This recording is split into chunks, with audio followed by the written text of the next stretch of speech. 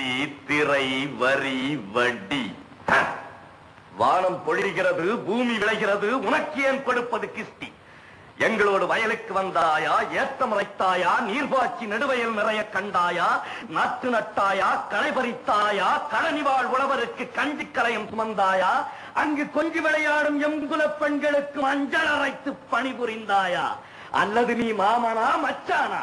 மானங்கெட்டவனே, எதற்கு கேட்கிறாய் திரை? யாரை கேட்கிறாய் வரி?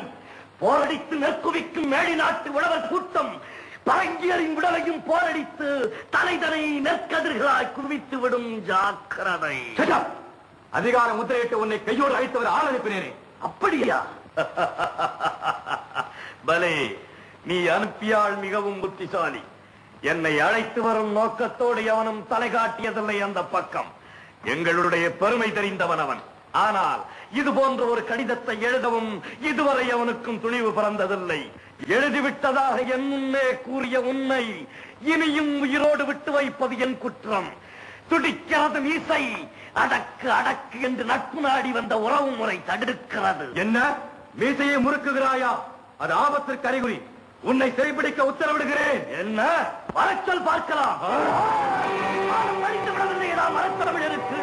மடியிலே கை வைத்த உன் தலை உருண்டு போகும்.